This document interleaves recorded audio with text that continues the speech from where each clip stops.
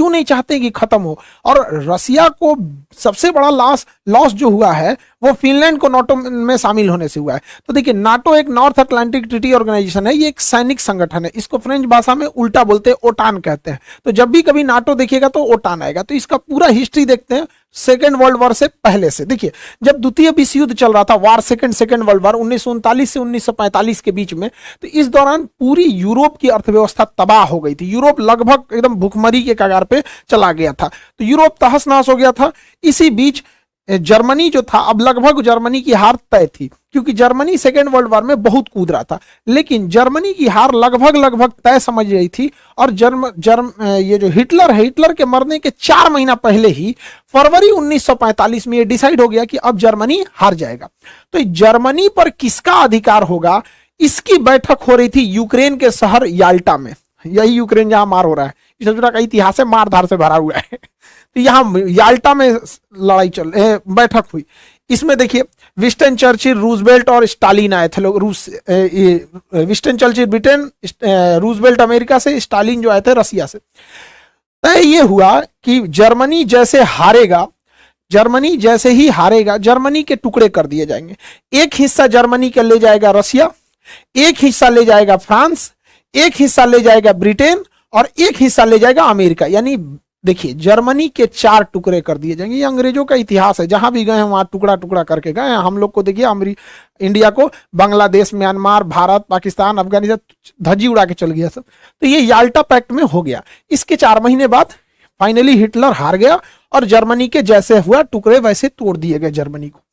इसी में इस याल्टा समिट में यह भी बात कही गई थी कि रसिया जो था उसका कहना था कि जापान जब हारेगा तो मेरी कुछ जमीनें जापान के पास है। तो याल्टा समझौता में कहा गया ठीक है कि जो जापान का क्यूराइल द्वीप है, जापान जो है रसिया को हरा दिया था 1904 में, 1904-1905 की लड़ाई में ना जापान जो है रसिया को हरा दिया था। तो ये क्यूराइल द्वीप न हुआ क्या कि रसिया जब सेकेंड वर्ल्ड वॉर खत्म होगा, जापान पे परमाणु बम गिरा दिया गया, तो कहा डिसाइड किया गया कि यहां पर यह क्यूराइल द्वीप रसिया ले लेगा। तो रसिया ले लिया। रसिया से याल्टा समझौता में कहा गया था कि आप इस साइड में यूरोप में कम्युनिस्ट को बढ़ावा नहीं देंगे। कम्युनिस्ट एक ऐसा शासन प्रणाली है जिसमें चुनाव नहीं होता है, बल्कि पार्टी डिसाइड कर देती है, जैसे चाइना में चुनाव नहीं होता है। तो ये बड़ा उटपटांग व्यवस्था है, यूरोप वाले इसमें एडजस्ट नहीं हो पाते हैं। तो उनका कहना था कि रसिया इस साइड में कम्युनिस्ट को बढ़ावा नहीं देगा। तो रसिया कहा हम इस साइड में कम्युनिस्ट को बढ़ावा नहीं देंगे, इधर से ले लिया क्यूराइल द्वीप। आज भी जापान और रसिया के बीच में क्यूराइल द्वीप को लेकर विवाद है, लेकिन धीरे धीरे रसिया इस साइड में कम्युनिस्ट को बढ़ाना चालू कर दिया, कम्युनिस्ट देशों को बढ़ावा देना चालू कर दिया।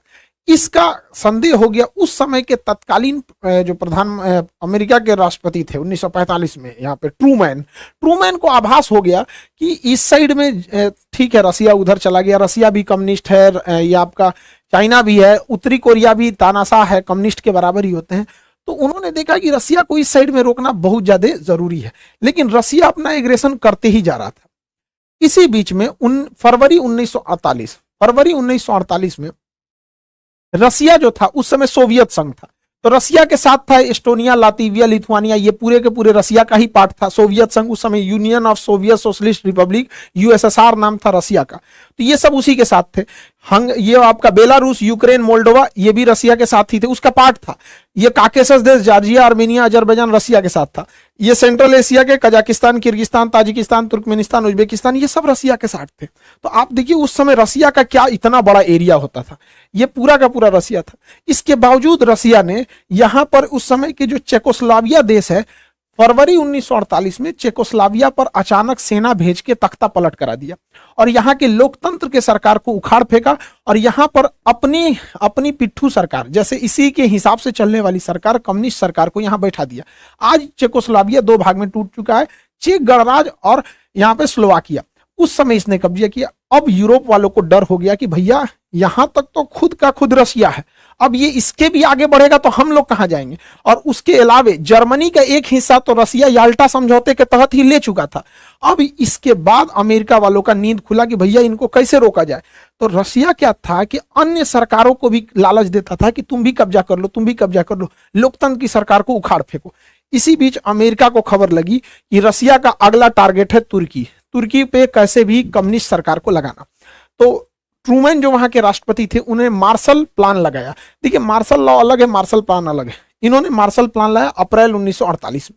इसके तहत जो देशों पे रसिया अपना प्रभाव जमा रहा है कि तुम लोकतंत्र छोड़ के कम्युनिस्ट आ जाओ, वहां पर ये लोग क्या करते थे, मार्शल प्लान के तहत पैसे देते थे ताकि वो रसिया के फेवर में ना जाए। तो तुर्की और साइप्रस को कैसे भी ये पैसे उसे दे के अपने फेवर में लाए, वरना तुर्की भी हो चुका था कम्युनिस्ट देश। रसिया यूरोप की ओर बढ़ते जा रहा था। रीजन क्या है, रसिया का एक क्षेत्रफल खुद का रसिया इतना बड़ा था, इसके अलावे रसिया के साथ सेंट्रल एशिया यूएसएसआर का हिस्सा था, काकेसस यूएसएसआर का हिस्सा था, ये बाल्टिक देश यूएसएसआर के हिस्सा थे सब, ये उस समय बेलारूस, यूक्रेन, ये सब उस समय रूस का ही पार्ट हुआ करता था, इतना बड़ा।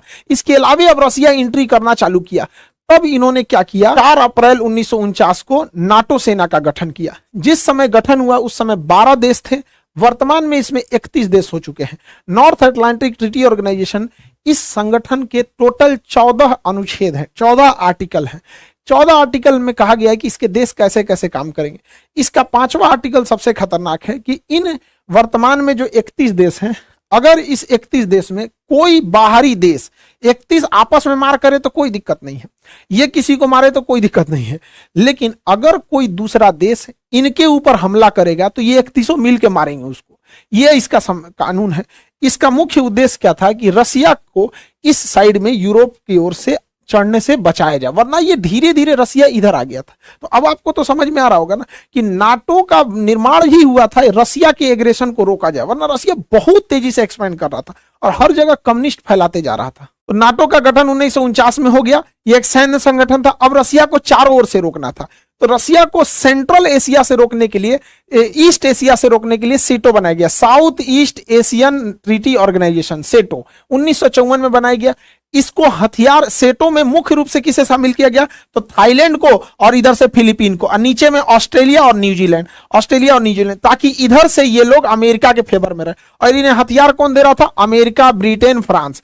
इधर से ये लोग सपोर्टिव हथियार दे रहे थे कि इधर से चाइना, कोरिया, इन सबको बिजी रखा जाए ताकि रसिया इस साइड में बिजी रहे, और इधर से नाटो डायरेक्ट रसिया को इंगेज कर रहा था।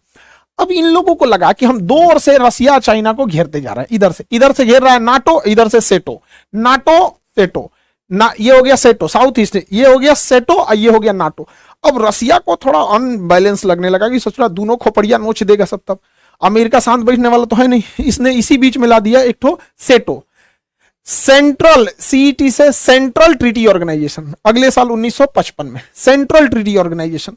इस ऑर्गेनाइजेशन को भी हथियार दे रहा था इधर से ब्रिटेन। इसमें कौन कौन से, इसमें थे तुर्की, इराक, ईरान और पाकिस्तान। सोचिए ये सेंट्रल थे सब। ये हो गया सेटो। अब ये रसिया पे दबाव बनाते थे सब, यहां पे रसिया को आगे बढ़ने से रोकते थे सब, सेटो। इधर से कौन चढ़ता था, सेंटो, इधर से सेटो, ये हो गया सेंटो, ये सेटो और ये सेंटो, इधर से नाटो। चारों ओर से रसिया को घेर लिया सब, नाटो, सेंटो, सेटो, चारों ओर से रसिया को घेर लिया सब। रसिया को लगा कि भैया हम तो पिसा जाएंगे। अब भारत को कहे तो भारत किधर जाए भैया, अब भारत हो गया फेरा में पड़ गया, क्योंकि रसिया को इधर से तो घेर लिया है नाटो, यहां से घेर लिया है सेटो, सेंटो, ये हो गया SEATO, south east Asian treaty organisation. अब रसिया के लिए कंफर्टेबल में हो गया दिक्कत, रसिया ढूंढने लगा अपना कोई पार्टनर। इस बीच जो भी रसिया के फेवर में जाता था, अमेरिका उसके आंगा लगाता था। अब इस कंडीशन में इंडिया कंफ्यूज हो गया, इंडिया किधर से जाए, क्योंकि अगर नाटो ज्वाइन करता है इंडिया तो रसिया नाराज, सेंटो में भी रसिया नाराज, सेटो में भी रसिया नाराज। और रसिया हमारा बहुत जरूरी मित्र है वहां पे, क्योंकि पास में है यहाँ पे रसिया, कभी भी हम लोग के विकट परिस्थिति में रसिया ही काम आएगा यहाँ पे। तो हम लोगों ने क्या किया, उस समय जवाहरलाल नेहरू जो थे बड़ी समझदारी का काम किए। 1961 में इन्होंने कहा कि अमेरिका के फेवर वाली दुनिया को कहा जाता था पहली दुनिया, और रूस के फेवर वाले को कहा जाता था दूसरी दुनिया। तो जवाहरलाल नेहरू ने कहा कि अब हम लोग ना अमेरिका के फेवर में है ना रसिया के फेवर में, हम लोग तीसरी दुनिया के हैं। तो इसे तीसरी दुनिया या दक्षिणी दुनिया कहा जाता था। हालांकि इसका ऑफिशियल नाम था non aliasing movement, non aliasing movement, shortcut में नाम गुट निरपेक्ष, हम किसी भी गुट में नहीं रहेंगे। इसमें गुट निरपेक्ष में 4-5 लोग का नाम बहुत महत्वपूर्ण है। इसमें एक इंडोनेशिया का अहमद सुकार्नो थे, भारत से जवाहरलाल नेहरू, मिस्र के कर्नल नासिर और यूगोस्लाविया से जो थे मार्शल टीटो थे। ये लोगों का बहुत महत्वपूर्ण योगदान था कि हम किसी भी गुट में नहीं रहेंगे, और ये जरूरी भी था गुट में न रहना। रीजन क्या है, गुट में से बहुत लॉस हुआ था। सेंटो में ईरान था, अमेरिका के साथ, सेंटो में इराक था अमेरिका के साथ। देखिए वही अमेरिका ने इराक को उड़ा दिया, तबाह कर दिया। वही अमेरिका ने ईरान के पीछे पड़ा हुआ है, जबकि एक समय था सेंटो की गठन अमेरिका ही नहीं किया था, इन लोगों को अपने साथ मिलकर कि रसिया को बर्बाद करना है यहाँ पे। इसलिए बहुत ज्यादा इंटरनेशनल रिलेशन के मामले में हम लोग अमेरिका और वेस्टर्न देशों पे भरोसा नहीं कर सकते हैं यहाँ पे। तो ये चारों ओर से रसिया की घेराबंदी चल रही थी। अब रसिया ऐसा तो नहीं है कि चुपचाप बैठा रहेगा। अगर आप रसिया को इधर से नाटो से घेरोगे, सेंटो से, स्टेटो से, चारों ओर से घेरोगे, रसिया भी तो कुछ ना कुछ करेगा। तो रसिया जो था, देखिए रसिया अलग है, सोवियत संघ अलग है। तो ये हो गया रसिया, ये वाला एरिया तो कंप्लीट हो गया रसिया, ये पूरा का पूरा रसिया का हो गया। रसिया उस समय रसिया ना हो के यूएसएसआर था, USSR, union of Soviet socialist Republic association. तो यूएसएसआर के साथ ऑलरेडी उसी का था आपका बाल्टिक देश, Estonia, Latvia, Lithuania, Belarus, Ukraine, Moldova, ये उसी का था। जॉर्जिया, आर्मेनिया, अजरबैजान उसी का था। और सेंट्रल एशिया भी इसी का था। तो ये सब का सब हिस्सा जो था यूएसएसआर का हिस्सा था। इसके बावजूद रसिया नहीं रुका। इतना यूएसएसआर होने के बावजूद, ये हो गया रसिया, इसमें इसको जोड़ दीजिए तो यूएसएसआर। अभी रसिया क्या सोचा आगे बढ़ने के लिए, इसने क्या लाया, वार्सो पैक्ट। जिस तरह से अमेरिका नाटो ला रहा था, नाटो को काउंटर करने के लिए रसिया वार्सो पैक्ट लाया था। वार्सो पैक्ट 1955 में आया था। इस वार्सो पैक्ट के तहत रसिया अपने कम्युनिस्ट विचारधारा के देशों के साथ मिलकर एक संगठन बना रहा था, सैनिक संगठन। इस वार्सो पैक्ट में बहुत सारे देश थे, पोलैंड था, चेकोस्लोवाकिया था, हंगरी था, रोमानिया, बुल्गारिया, अल्बानिया, ये सब देश मिलके बनाते थे आपका ये वार्सो पैक्ट। अब आप जरा देखिए रसिया का डोमिनेंस कहां तक है। ओरिजिनली रसिया ये रहा आपका, ये तो ओरिजिनल रसिया हो गया, ये पूरा का पूरा ओरिजिनल रसिया। अब रसिया के साथ ये ब्लू वाला एम्पायर को आप जोड़ देते हैं तो ये हो जाता है यूएसएसआर, और उसमें ये आगे वाला हिस्सा देख लेते हैं तो वार्सो पैक्ट।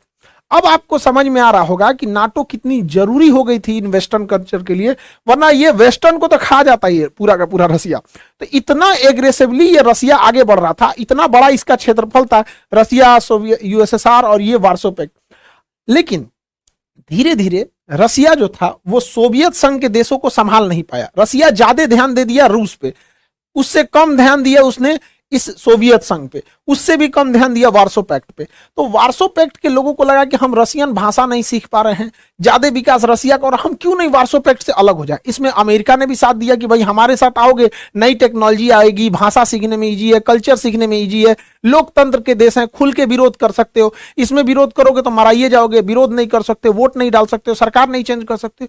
तो वार्सो पैक्ट के लोगों को भी लगा कि भैया अब वार्सो पैक्ट में फायदा नहीं है, और यूएसएसआर को भी लग रहा था। तो इसका मतलब रसिया के दो जो फ्रंट लाइन थे ये हटने वाले थे यहां से, और इसमें अमेरिका कामयाब हो गया। यहां से इधर से नाटो इस पे प्रेशर लगा रहा था कि भैया तुम लोग वार्सो पैक्ट छोड़ो, इधर से सेंटो इस पे प्रेशर लगा रहा था कि तुम लोग इसको छोड़ो, और इधर रसिया का दिमाग उलझा के सेटो लगाया हुआ था, सेटो। इससे रसिया चारों ओर से उलझ गया और उसकी इकोनॉमी चौपट होने लगी। और गैरवाचोक वहां के जो राष्ट्रपति आए उसने पूरे रसिया को ही डुबा दिया। धीरे धीरे रसिया कमजोर होते गया। रसिया कमजोर हुआ तो सोवियत संघ कमजोर हुआ, और वार्सो पैक्ट के ये जो देश थे ये भी कमजोर होते गए। उधर नाटो दिन प्रतिदिन शक्तिशाली होते जा रहा था। 1989 का जो दशक आया, 1989, यह बहुत खतरनाक था रसिया के लिए। इस दौरान रसिया के प्रभाव से यह वार्सो पैक्ट खत्म हो गया। रसिया के प्रभाव से यह वार्सो पैक्ट खत्म हो गया। तो 1989 में खत्म हो गया वार्सो पैक्ट, यह वार्सो पैक्ट कमजोर हो गया। अब आप देखिए रसिया इधर से कमजोर हुआ और बर्लिन की दीवार तोड़ दी गई 1989 में। 1989 में बर्लिन की दीवार तोड़ दी गई। अब धीरे धीरे यूएसएसआर समेटते गया।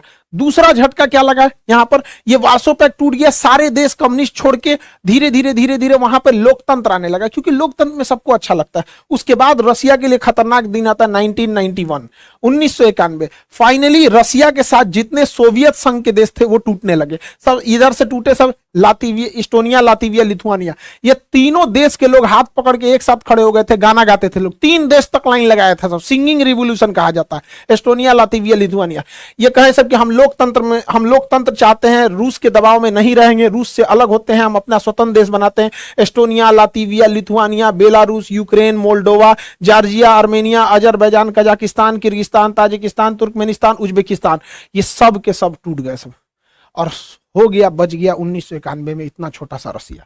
तो रसिया के साथ इतना कांड हो गया। यहां से हाथ से गया इसका वार्सो पैक्ट, और ये वाला पूरा एरिया गया सोवियत संघ का, बच गया 1991 के बाद ये रसिया। जैसे सोवियत संघ का विघटन हुआ, ये भी नहीं चल सका सेंटो, क्योंकि सेंटो की जरूरत ही खत्म हो गई। अब ये लोग अमेरिका से मांगते थे मदद, अमेरिका देता ही नहीं था। बाद में इराक अमेरिका का दुश्मन बन गया, ईरान अमेरिका का दुश्मन बन गया। एक वक्त था अमेरिका ने इन लोग को हथियार दिया था, पैसे दिया था कि लड़ो, रसिया से बाहर कर दिया। यहां पे भी चाइना का प्रभाव आ गया, सेंटो सेना यहां से भी खत्म हो गई। यहाँ पे तो सेंटो भी खत्म, सेटो भी खत्म हो गई, सेंटो भी खत्म हो गई। अब बच गया केवल इधर से तो नाटो बच गया, और नाटो अब तेजी से एक्सपेंड करने लगा। रीजन क्या था एक्सपेंड करने का? देखिए 1991 में जब सोवियत संघ टूट चुका था, रसिया वार्सो पैक्ट से भी पीछे हट चुका था और सोवियत संघ भी बिखर चुका था, तो रसिया यहां तक आ गया था। फिर भी नाटो की जरूरत क्यों लगती है? इसलिए जब 2002 के बाद पुतिन सत्ता में आए, तो पुतिन ने वापस उस ग्रेट रसिया की कल्पना किया और उन्होंने कहा कि यह बिखराव एक बहुत बड़ा ब्लंडर था। तो यूरोपीय देशों को लगा कि ऐसा ना हो कि ये फिर से आगे बढ़ना चालू करें यहां पर, इसलिए दोबारा नाटो का एक्सपेंशन करना जरूरी था और नाटो का प्रसार किया जाने लगा। तो अगर आप देखेंगे तो आपको लगेगा कि भले नाटो एक्सपेंड कर रहा है, लेकिन नाटो की मजबूरी है।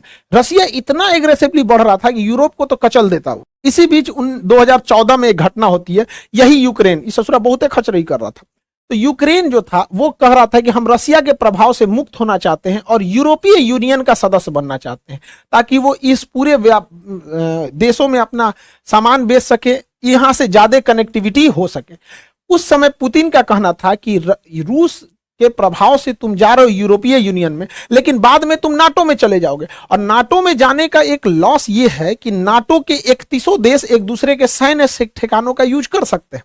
अब देखिए नाटो में जो है 31 देश है, उसमें अमेरिका भी है। अगर यूक्रेन नाटो में चला जाता है तो नाटो सेना के संविधान के अनुच्छेद 5 के तहत कोई भी देश एक दूसरे के सैन्य संगठनों का यूज कर सकता है।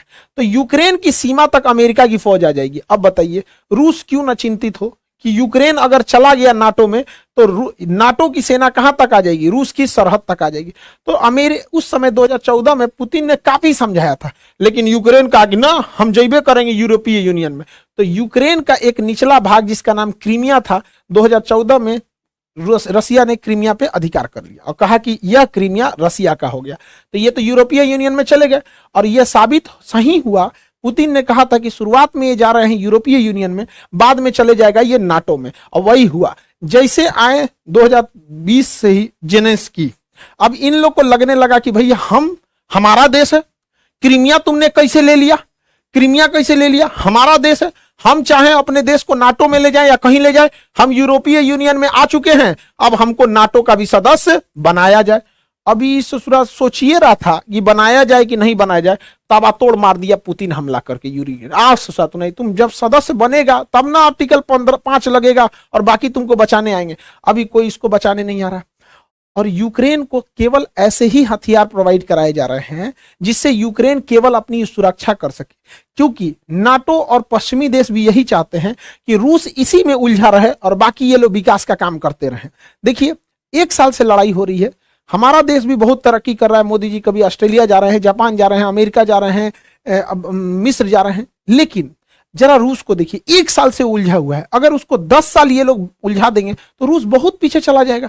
तो ये नाटो वाले भी नहीं चाहते हैं कि यूक्रेन का युद्ध बहुत जल्दी खत्म हो। रूस के लिए सबसे बड़ा सरदर्द क्या हो गया कि वो सोच रहा था कि यूक्रेन नाटो में न जाए, लेकिन यूक्रेन में तो उलझ गया। इसी बीच जैसे रूस ने यूक्रेन पर हमला किया, बाकी के देश डर गए सब। अब फिनलैंड को लगा कि ससुरा कहीं हमको भी रूस मत मार दे, हमको भी रूस मत मार दे। तो फिनलैंड ने कहा कि भैया हमको नाटो ज्वाइन कर लो, क्योंकि अगर हमको रसिया मारेगा तो नाटो का आर्टिकल 15 के तहत बाकी के सारे देश मिलके मारेंगे। फिनलैंड कहा कि हमको भी शामिल करो भैया, यूक्रेन के बाद हमारा नंबर है यहां पर। अब नाटो का नियम यह कहता है कि नाटो में अगर कोई नया सदस्य आना चाहता है तो उसमें पहले जितने सदस्य हैं वो सब के सब लिखित देंगे कि हाँ हमें कोई विरोध नहीं है। यदि पहले से शामिल कोई भी सदस्य ये कह देता है कि हम इसका विरोध करते हैं तो फिर उसके बाद उसमें नाटो में उसे शामिल नहीं किया जाएगा। अब फिनलैंड चिल्लाने लगा कि हमको शामिल करो, हमको शामिल करो। नाटो वाला कहा हाँ हाँ आ जाओ आ जाओ, और अच्छा है और अच्छा है, आज नहीं तो कल यूक्रेन शामिल करबे करेंगे। हमारी सेना रूस के सिधाने पहुंच गई इधर से, खोपड़ी पे पहुंच जाएगी इधर से, टेंशन क्या है। यहाँ एस्टोनिया, लातविया, लिथुआनिया में हम लोग पहले से बैठे हुए हैं, ले यहाँ तुर्की में पहले से हैं। तुर्की अड़ंगा लगा दिया, कहा ना आज तो भाग यहां से फिनलैंड। अब फिनलैंड कहा कि रे तुर्की तुमको क्या हुआ रे, तुम क्यों विरोध कर रहा है मेरा? देखिए तुर्की ब्लैकमेल कर दिया नाटो को, तुर्की ने क्या कर दिया, नाटो को ब्लैकमेल कर दिया, क्योंकि तुर्की के पास पावर था कि जब तक तुर्की लिखित नहीं देगा, यानी सारे देश रेडी नहीं होंगे, तब तक कोई नाटो में नहीं आएगा, और तुर्की पहले से उसका सदस्य था। तो ये क्या किया, कहा कि देखो तुर्की ने रसिया से S-400 मिसाइल खरीदा था, तो इसके खरीदने की वजह से अमेरिका ने इस पे काटसा एक्ट के तहत प्रतिबंध लगा दिया, जिस वजह से इसकी पूरी इकोनॉमी तबाह हो गई यहाँ पे। साथ ही तुर्की जो है अमेरिका के F-35 जहाज में मतलब अपने ज्वाइंट वेंचर बनाने के लिए 1.4 बिलियन पैसा खर्चा किया था। जैसे S-400 इसने मिसाइल खरीदा रसिया से, टर्की ने रसिया से मिसाइल खरीदा, अमेरिका ने इस पे काटसा सैंक्शन लगा दिया और इसका कह दिया कि तुम्हारा 1.4 मिलियन भाड़ में गया। अब ये तैयबुल अर्दोगान क्या कहता है कि हमरा वो पैसा वापस करो, हमसे ही काटसा एक्ट को हटाओ, और सब हटाओगे तब हम फिनलैंड को शामिल करने देंगे, नहीं तो हम फिनलैंड को शामिल नहीं करने देंगे। अब अमेरिका माथा पीट रहा है, नाटो माथा पीट रहे करे, अरे भैया एक से काटसा हटा दे, इसका जो पैसा जो लूटे हैं लोग 1.4 बिलियन दे दे, नहीं तो ये फिनलैंड को आने नहीं देगा। अब फिनलैंड को नहीं आने देगा, रसिया कचर देगा फिनलैंड को, तो रसिया कचर ना दे तो इसका समझौता हुआ। देख रहे हैं इसको, बाप रे बाप, ठीक ठाक भाई। देखिए भाई अमेरिका को कोई चुना लगा के आ गया, बहुत बड़का राजनीतिक आदमी है हुआ पे। तो ये अपने देश के हैं, तुर्की में जीत गए हैं अभी। तो तुर्की ने फाइनली जब ये सब तुर्की से ये सैंक्शन हटा लिए गए, तुर्की ने कह दिया हाँ फिनलैंड भी आ जाए नाटो में, और नाटो में ससुरा फिनलैंड आ गया। और ये रसिया के लिए सबसे खराब बात है, क्योंकि फिनलैंड जो है वो नाटो के यहां आने से रसिया का सबसे बड़ा लॉस होता है। तो ये कोला प्रायद्वीप पर, ये प्रायद्वीप का नाम है कोला प्रायद्वीप, प्रायद्वीप का नाम है कोला प्रायद्वीप। रसिया में यही एक ऐसा जगह है जो ठंड के दिन में, कोल्ड विंटर सीजन में जमता नहीं है। ज्योग्राफी में हम पढ़ा दिए हैं, यहाँ एक नॉर्वे की गर्म समुद्री जलधारा चलती है, जिससे कि वहां का समुद्र बर्फ से जमता नहीं है। तो ठंड के दिन में रसिया का मात्र एक बंदरगाह है, मुर्मुस्क बंदरगाह, जो इस कोला प्रायद्वीप पर है। यूपीएससी में भी क्वेश्चन पूछा था, मुर्मुस्क बंदरगाह क्यों नहीं जमता है, तो नॉर्वे की गर्म जलधारा की वजह से। कोला बंदरगाह, कोला प्रायद्वीप पर मुर्मुस्क बंदरगाह नहीं जमता है। अब जरा देखिए, अमेरिका यहां आके बैठ गया, यूक्रेन में उलझा दिया रसिया को, रसिया उलझ गए यूक्रेन में, अब यहां ले आके बैठ गया यहां पर। अब रसिया का सबसे जरूरी चीज है ये कोला प्रायद्वीप, क्योंकि इसी कोला प्रायद्वीप पे रसिया की नेवी का पूरी बड़ी सी फ्लीट है, यहां इसके पनडुब्बियों का गुप्त स्थान है रखने के लिए। अब ये कोला प्रायद्वीप के पास आके फिनलैंड के बहाने बैठ गया आपका नाटो, नाटो यहां तक आ गया है। रसिया के लिए इससे खराब दिन नहीं हो सकता है, क्योंकि जितनी परमाणु पनडुब्बियां हैं रसिया की, वो इसी कोला प्रायद्वीप पर है। रसिया के जितने बड़े बड़े इंडस्ट्रीज हैं इसी कोला प्रायद्वीप पर है। रसिया के जितने परमाणु बम हैं वो कोला प्रायद्वीप पर है, मिसाइलें कोला प्रायद्वीप पर है, इंडस्ट्रियलाइजेशन, एयरफोर्स, ये सब का सब बहुत बड़ा एरिया कोला प्रायद्वीप पर है। तो सोचिए, रसिया ने तो बहुत बड़ा कीमत चुकाया।